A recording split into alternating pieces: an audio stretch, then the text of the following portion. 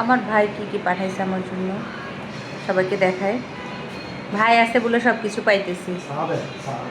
আরেকজন বলতেছে চা দে, দিচ্ছি ওয়েট করো না একটু, অপেক্ষা করতে রাজি নাই। শুধু পুঁই শাক খাইতে চাইছিলাম, এতগুলা পুঁই শাক আমার ভাই পাঠাই দিছে। কেমন মানুষ! মাহারা মিষ্টি কুমড়া খেত আগে, মাহারার জন্য মিষ্টি কুমড়া পাঠাইছে। মাহারাকে তো এখন আর খাওয়াই না।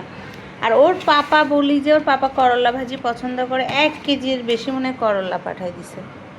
এত করলা আমি কি করব এখন? পটলও দিছে তো। আর কি পাঠাইছে দেখি।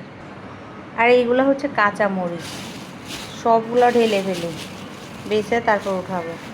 1 কেজি মনে হয় কাঁচা মরিচ। এই কি পাগল নাকি? 1 কেজি কাঁচা মরিচ দিয়ে আমি কী করবো? আহা, খাই একা মানুষ, ওর পাপা থাকে না, তারপরে 1 কেজি কাঁচা মরিচ। আরও কি পাঠাইছে দেখে।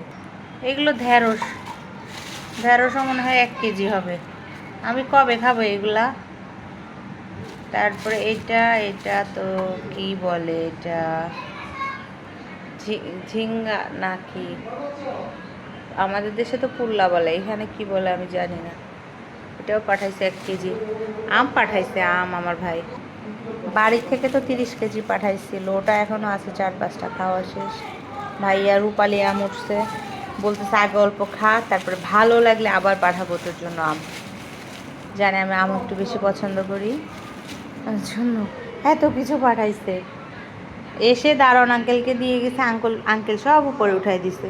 শাক দেখে আমার বেশি হাসি পাচ্ছে, মানুষ এত শাক খায়। ভাই আছে বলে আসলে বোনের জন্য পাঠায়, ভাই না থাকলে কে পাঠাইতো?